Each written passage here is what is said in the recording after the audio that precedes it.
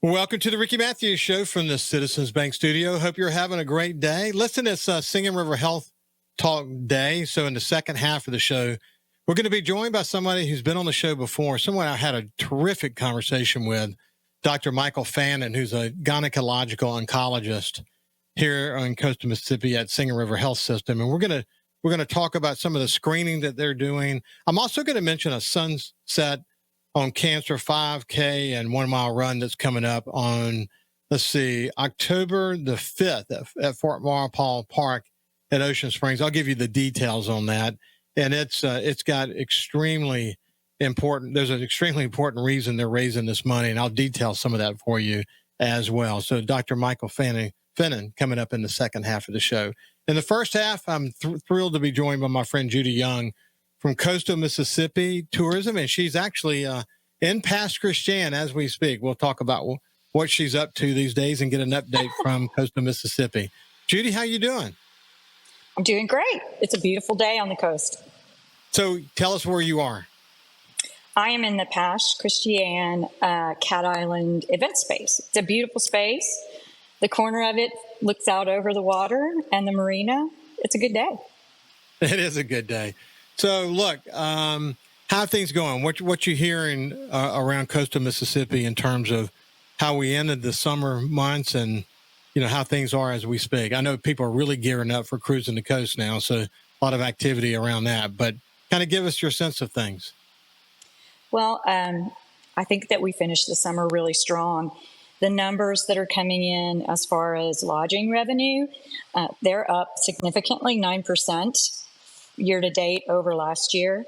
A lot of that has to do with some of the short-term rental revenue starting to roll in off of the last legislative clarification. So that's a good thing. And the gaming numbers for Coastal Mississippi are very strong as compared to our sisters or whatever we want to call them in Nevada. So we're doing well, holding our own, and we're looking forward to a great fall. Yeah, listen, I've had some conversations with some of our casino guys, and they feel some softness, and I've talked to Fofo about it as well. What we're seeing when you study Las Vegas, as you pointed out, Las Vegas their numbers are down pretty substantially, actually. And as it relates to resorts here in Coastal Mississippi, like Harrah's, for example, or the Beau Rivage that have connections back to Las Vegas, they know this really well. And so what it means for them ultimately is that they may have to make adjustments just because for the good of the whole. And also they end up getting involved in some of the efforts, corporate-wide efforts, as Las Vegas continues to feel the softness. You and I have had this conversation many times before, but with 80% of the people driving here, that's always going to play to our favor. The thing I hear the most as I talk about it is some concerns about disposable income are certainly affecting Las Vegas, but are also beginning to, be in the mix of the conversations that are happening here. How concerned are you about that? Well, it is at the top of everybody's list, be it different platforms that monitor all of those things. I think as we move through this first year and a half, 18 months of a new administration, and everything hopefully starts to settle a bit, people's confidence will start to rise again. The Fed's cutting back the interest rate is helpful to all parties involved. But I think that we're cautiously optimistic, but we're going to have to drive a lot of occupancy in order to compensate for that potential softening. Yeah, I'm with you 100%. I mean, I think we're in a good spot. I mean, we certainly are. I've done a lot of studying recently as it relates to proliferation of gaming in general. And this is not for this conversation today, but and I wrote about it, in fact, when you think about Alabama missed by one vote approving gaming in Alabama, that's a scary deal. You look what's happening with online sports betting. And a lot of the states are doing similar to what we at least proposed for Mississippi, haven't been able to get it through. My sense is it will have to eventually get passed. And that is that online sports betting would be tied back to some kind of brick and mortar operation.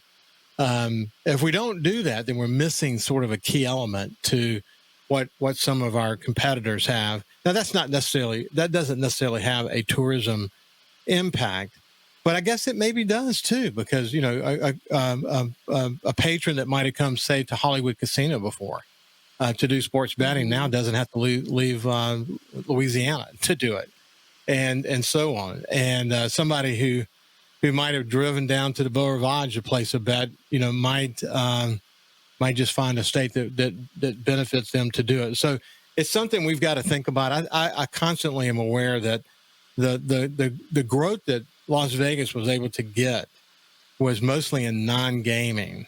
And some actually say that Las Vegas kind of priced themselves out of the market to some extent since they grew so much revenue in the non-gaming arena. But there's some non-gaming opportunities in coastal Mississippi, and we'll see where that takes us. But we've still got an incredibly good product. We just have to continually be focused on raising the bar. I mean, that's really important, isn't it? It is. We're fortunate that we have such a diverse product in coastal Mississippi across the 3 counties. But again, gaming is the anchor that really brought us out of and ahead of other states during and after the pandemic. And we're sort of seeing some short-term memory on that recovery and who drove that. I think it's very important that we recognize that. It seems to have slipped some folks' mind, and discretionary income is going to impact charter fishing boats that have clientele who are going to travel here for that. It's going to impact the Winter Classic Horse Show. It's going to impact maybe Cruisin the Coast. We will see. We hope not, but maybe they come for 3 nights and not 6.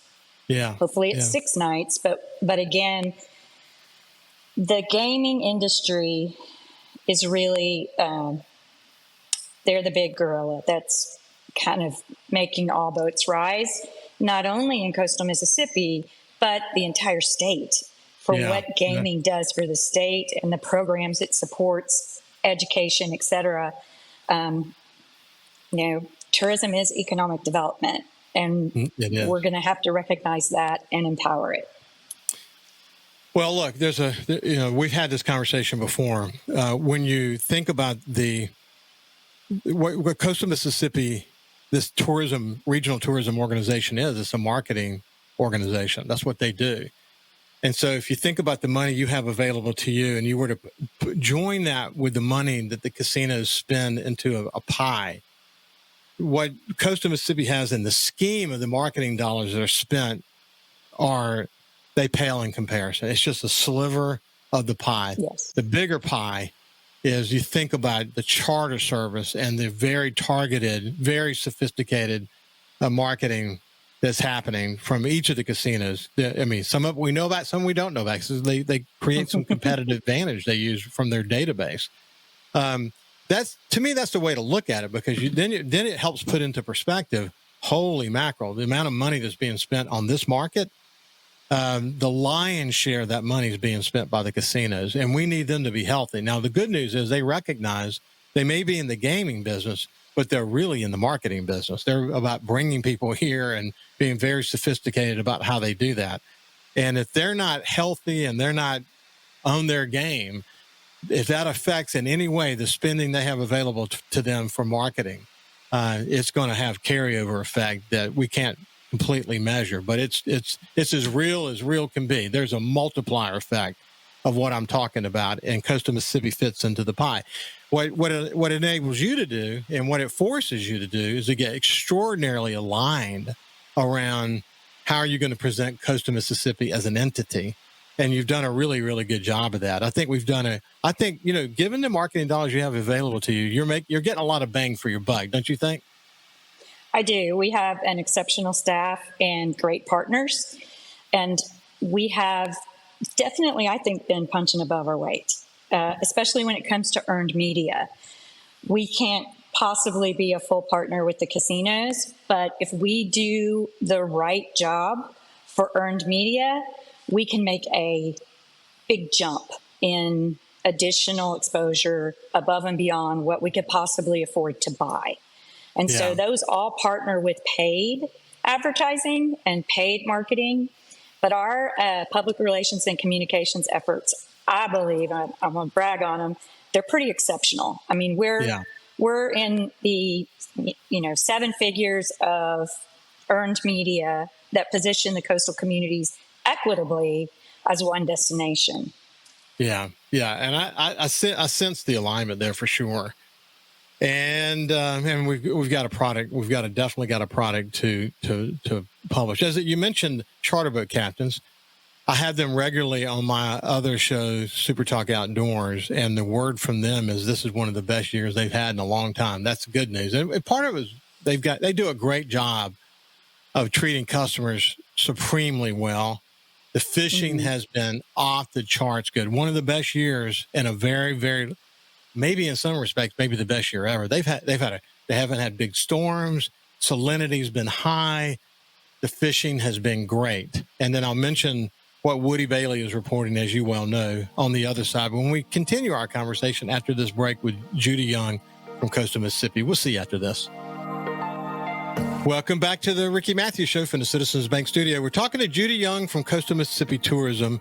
And real quick, before I mention Cruisin the Coast, just before I started the show, I just got done with a 4-mile run, and it was hot. It was hot, and it is hot. Usually by now, man, we've had a little bit of a cool snap. If you look sort of the global weather situation in America right now, that high that's caused it to be so hot here, it extends way out into the Gulf of Mexico, and in a beautiful way, that's blocked any possibility of any tropical systems coming our way. I kind of hope it stays there until it starts to get cold. That way, we're kind of going to be safe.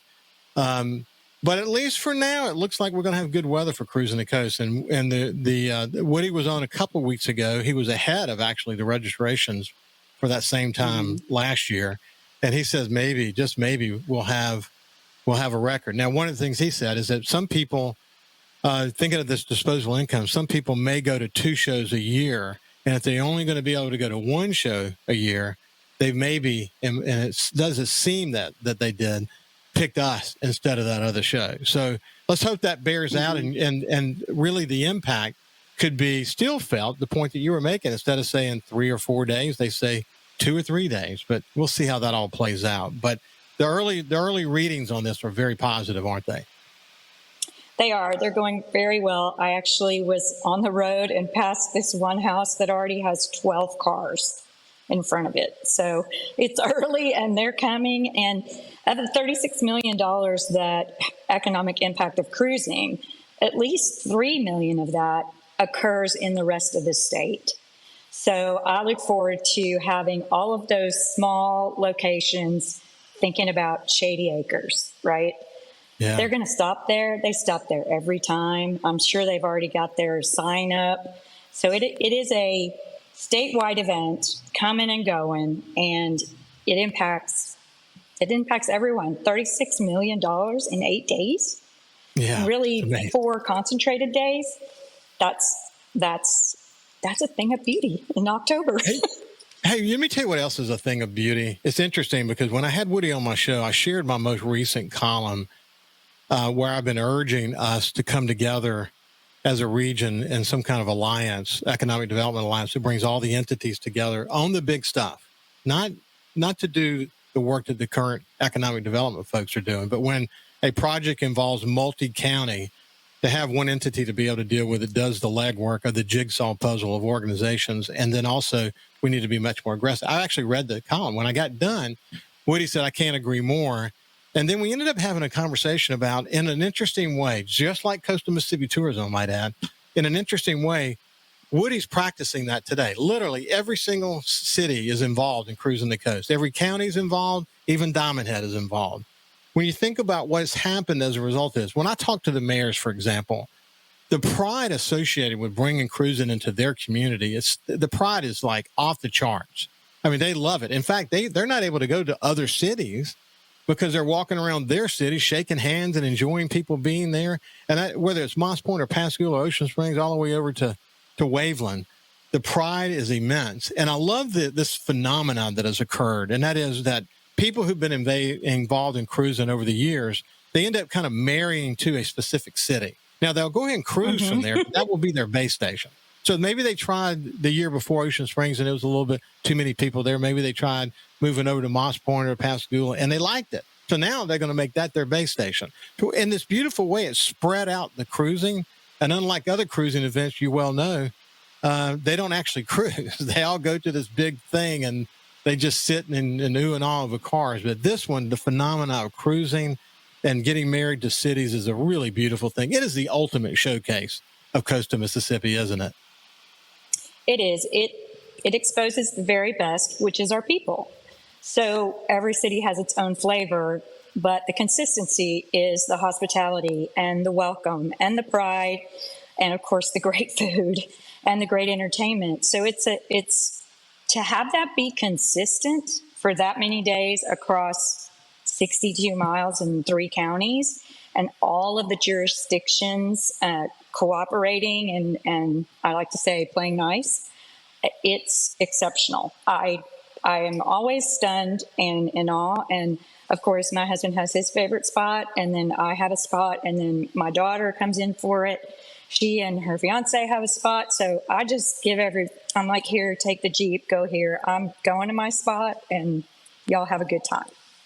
Isn't that's cool though? I love it. It has the ability to kind of garner to whatever your tastes are. If you want to be around a bunch of people, you know where to go. If you want a little bit quieter, almost like going back in time, there you know that downtown area you want to go to, and you know the people. And what happens is over the years, like for example, this year the last few years we've done SuperTalk has done a live remote from the town green during Cruisin, and this year we're doing 2. It may actually be 3 live remotes.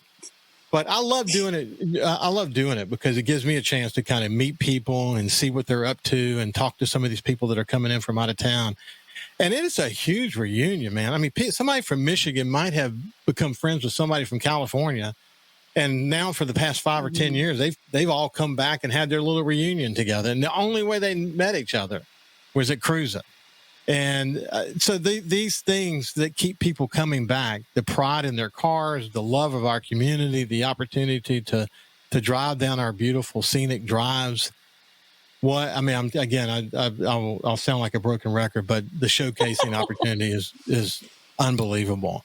And I love watching people and just seeing how much they enjoy being here. And he said, it's going to be just about every state, if not every state. And then I think 2 or 3 countries have. I think somebody from Australia has registered. So, yeah, it's a big event. For you to come in here as a tourism professional and help the organization get aligned and focused and provide great leadership, it had to have been thrilling for you to see a fall event like this. Because even with casinos, there's still, kids going back to school and all the stuff that happens. There's still going to be a soft time of the year. What a shot in the arm. It's a tremendous effort. It's always a big lift for destinations in the fall. And then obviously the dreaded tax month, April. That's another one. And I was looking today at events. We have 66 events between now and the 25th of October. I thought I'll be special and I'll figure out all these events and I'll talk about them. That's not even 30 days, 66 events. So Cruisin is exceptional. And the rest of the time, the live music and all of the destinations in the coast, they're partying. They're having festivals. They're having concerts. They're doing cook-offs.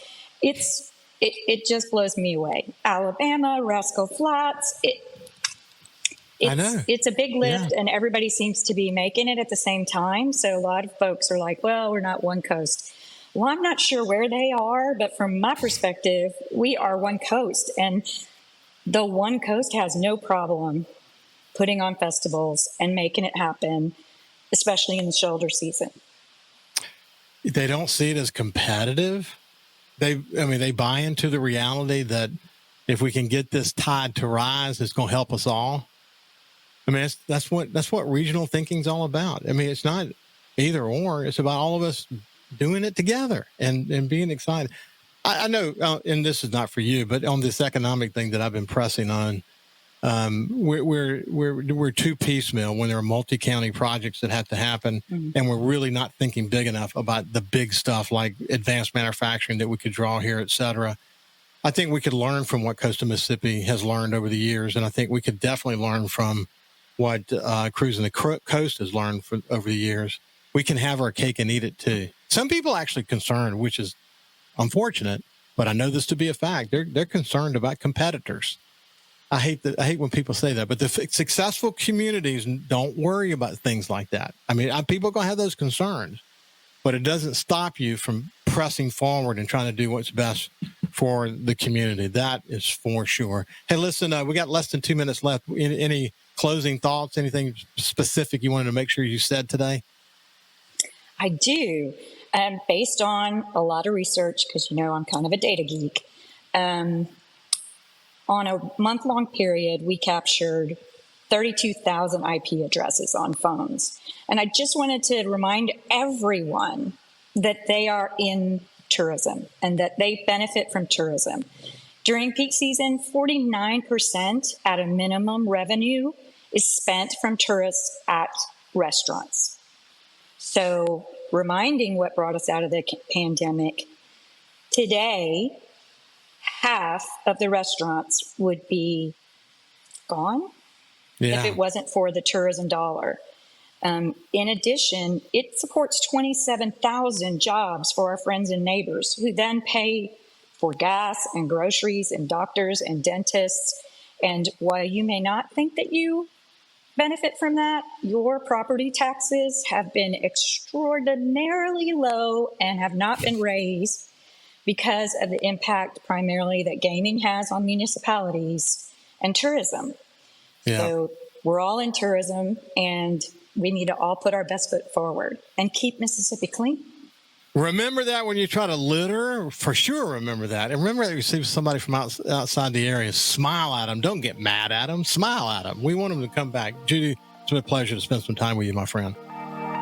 Thank you. I appreciate it. Have a great weekend. Singing River Health Talk after the break.